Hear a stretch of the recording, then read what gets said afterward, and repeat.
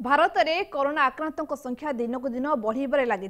नजर रखी कोरापुट शहीद लक्ष्मण नायक मेडिकल कॉलेज और हॉस्पिटल कार्यरत कर्मचारी माने मास्क देबाको अड़ी बसिछंती। जीवन प्रति विपद थिबारु मास्क सानिटाइजर कहीं दि जाऊ नहीं बोली अभियोग करबा सह अधीक्षक कार्यालय सम्मुख में विक्षोभ करथिले। तेबे राज्य सरकार को गाइडलाइन अनुଯାयी मास्क प्रदान करा जाउछि बोली अधीक्षक डाक्टर हरिकृष्ण दळे कहिसंती।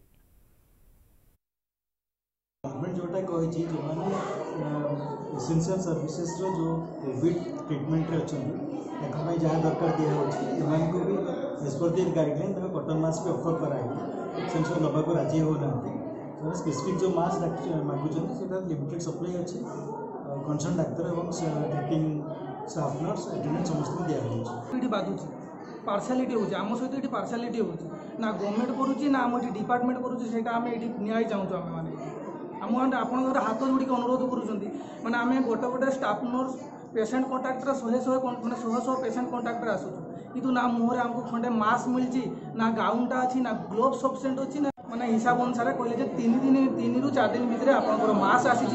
आपंकर स्टेरिलियम जहाँ भी माने असुविधा अच्छे 3 दिन भितर आपंकर 3 दिन पर 4 दिन बेलू जो गलु कहले काली आस आपंकर कालीटा है आज आगे 11 दिन है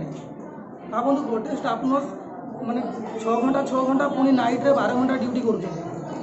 बर्तमान आलोचना है से कहते गवर्नमेंट माने प्रायोरिटी बेसिस रे पुणी मास्क दिया